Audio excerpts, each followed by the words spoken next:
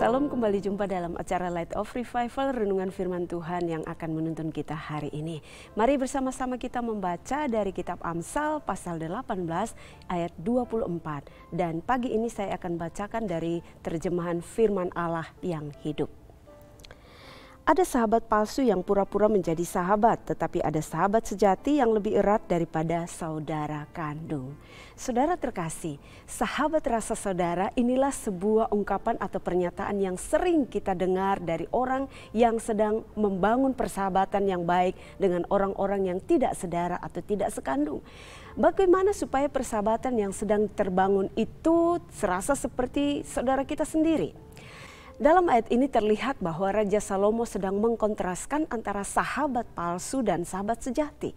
Bahwa ada orang yang hanya berpura-pura menjadi sahabat baik kita karena ada kepentingan-kepentingan tertentu darinya.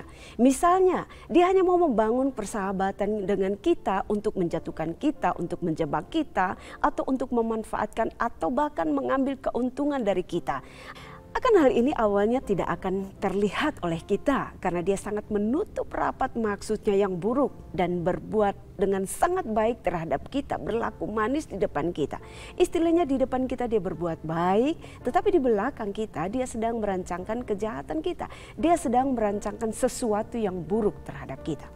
Namun sebaliknya ada orang-orang yang benar-benar mau menjadi sahabat sejati kita. Akan hal ini kita bisa lihat contoh persahabatan yang dikisahkan oleh Alkitab, yakni persahabatan antara Daud dan Yonatan. Bisa kita baca di dalam 1 Samuel 18 ayat 1 hingga ayatnya yang keempat. Dan dari persahabatan Yonatan dan Daud ini kita belajar arti persahabatan yang sejati di mana mereka sama-sama bersahabat. Tetapi persahabatan yang mereka bangun itu dirasa seperti saudara kandung mereka sendiri. Jadi Bapak Ibu Saudara, supaya persahabatan yang kita bangun dengan orang lain serasa seperti saudara sendiri, maka itu haruslah dilandasi oleh kasih Tuhan. Saling mengasihi seperti diri sendiri, saling memberi, saling membangun, saling menerima, mampu menjaga dan mempertahankan nilai-nilai yang benar dalam sebuah persahabatan yang sedang terjalin. Saling menjaga kepercayaan dan bahkan kesetiaan serta mau dan rela untuk berkorban. Dan sekali lagi bahwa tentunya hal ini akan terjadi kalau Tuhan sendiri yang bekerja. Kalau Tuhan sendiri yang menggerakkan atau bekerja di dalam hati masing-masing pribadi untuk membangun tali persahabatan tersebut. Dan kalau persahabatan yang digerakkan, dikerjakan oleh Allah itu sendiri, akan terjadi perpaduan kasih satu dengan lainnya. Dan pada akhirnya kita pun akan melihat bahwa persahabatan sejati kita, sekalipun dengan orang-orang yang tidak sedara atau tidak sekandung dengan kita, namun akan terasa dan terlihat seperti saudara kita sendiri. Kita kembali membaca di dalam Amsal 17 ayatnya yang ke-17. Seorang sahabat menaruh kasih setiap waktu dan menjadi seorang saudara dalam kesukaran. Nah, dari ayat ini terlihat dengan jelas bahwa ketika kita membangun persahabatan yang benar dan itu atas tuntunan Tuhan, maka akan terlihat persahabatan rasa saudara. Maka sesungguhnya Bapak Ibu Saudara, yang mau diajarkan Raja Salomo dari ayat firman Tuhan ini bagi kita semua adalah bahwa belajar daripada Allah.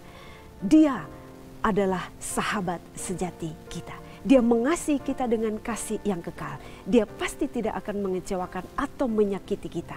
Dia pasti tidak akan menelantarkan kita. Bahkan dia mau berkorban bagi kita dan mau menyelamatkan kita.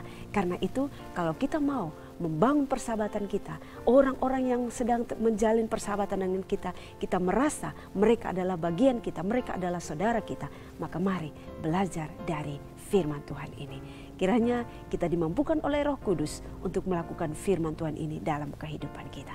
Amin. Mari kita berdoa. Kembali kami bersyukur untuk nasihat firman Tuhan pagi hari ini. Ajarlah kami pribadi lepas pribadi untuk kami mampu melakukan dan menerapkan firman Tuhan ini dalam kehidupan kami.